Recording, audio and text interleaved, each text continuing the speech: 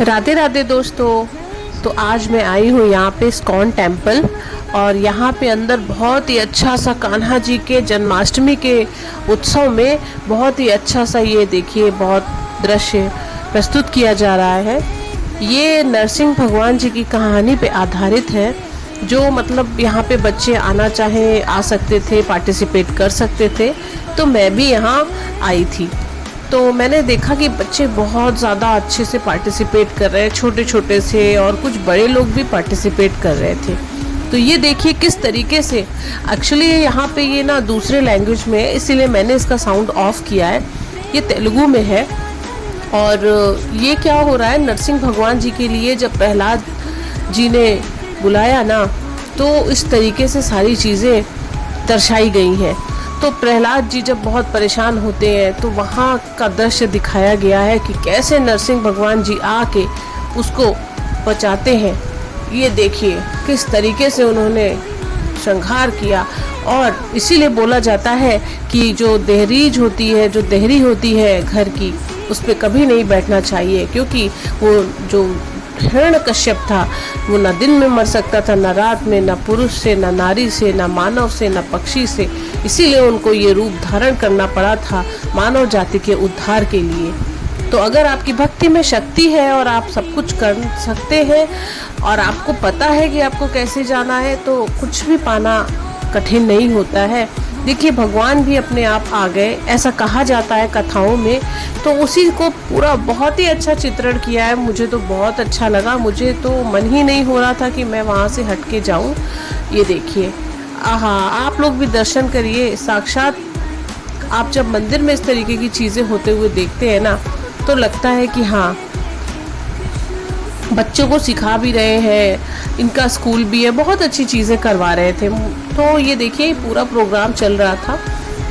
इसके बाद बहुत सारे प्रोग्राम हुए, मैं सब कुछ तो नहीं कैप्चर करके ला सकती थी, लेकिन हाँ, जो मुझे सबसे ज़्यादा ज़रूरी चीज़ें लगी वो मैं ज़रूर से ज़रूर सोचा कि सबके साथ शेयर करूं। तो अगर आप कृष्ण जी के या जो भी चीज़ों की लीलाओं से आप कुछ भी उसको सीखते हो या अपने बच्चों को दिखाना चाहते हो, तो आप ऐसी जगहों पे ज़रूर लेके जाइए। तो अब ये शुरू हो रही है कहानी दूसरी। ये एक छोटा सा प्ले था, मुझे अच्छा लगा।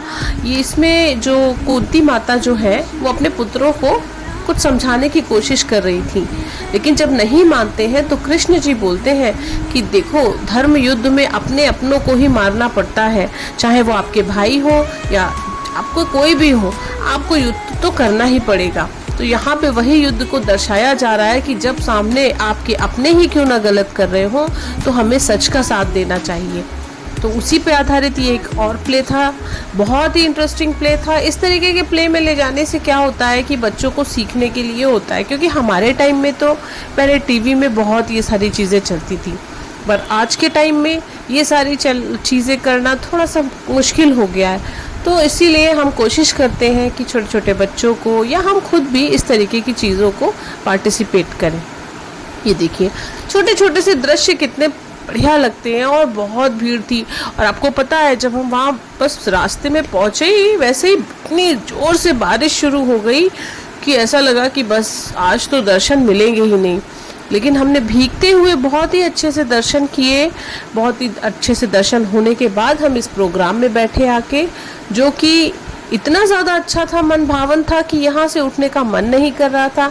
लेकिन हमारे बाके बिहारी जी, हमारे लड्डू गोपाल जी हमारा घर में वेट कर रहे थे। उनका जन्मदिन है, हम उन्हें अकेला नहीं छोड़ सकते थे, तो इसीलिए हमें कुछ समय बाद वहाँ से आना पड़ा। लेकिन सच मानिए, मेरे छोटा सा बच्चा है, उसने इतने ज़्यादा सवाल पूछे, इतने ज़्यादा क्वेश्चन पूछे कि मुझे लगा कि हाँ, हम ये नहीं कह सकते कि आज की जनरेशन ख़राब है, बस हमें ये समझना है कि हमें उनको इंट्रोड्यूस कैसे करना है। इन सब चीज़ों के बारे में बताना बहुत ज़रूरी है। आपको अगर ज़रूरी लगता है तो ये वीडियो ज़रूर से दिखाइए। इस वीडियो में भले आपको कुछ ना समझ में आए, लेकिन ये जो प्ले होता है बच्चों के स्कूलों में या जगह जगह पे प्ले करवाए जाते हैं, आजकल खाली ये देखिए बहुत ही अच्छी लाइटिंग थी, बहुत ही साफ दिख रहा था। हम लोग इतना पीछे होने के बाद भी अच्छे से क्लियर वॉइस सुन पा रहे थे। बस तक क्या दिक्कत है कि मैं ये कॉमनली तेलुगु में है इसलिए नहीं पोस्ट कर पाई इसकी वॉल्यूम, क्योंकि कई लोगों को हर जगह की लैंग्वेज समझ में आना थोड़ा मुश्किल हो जाता है। जैसे मुझे ही बहुत सारी चीज़ें नहीं समझ में आती हैं, तो इसलिए मैंने सोचा इसको मैं ट्रांसलेट कर देती हूँ। तो अगर आपको ये वीडियो अच्छा लगा हो तो आप ज़रूर से बताइएगा, और क्या आप इस तरीके की कहानियाँ और जानना चाहते हैं तो मुझे वो भी बताइएगा। तो वीडियो को लाइक करें, सब्सक्राइब करें मेरे चैनल को, और प्लीज़ शेयर करें। भले आपको ये वीडियो बहुत अच्छा ना लग रहा हो, लेकिन आपको इसकी कहानियाँ बहुत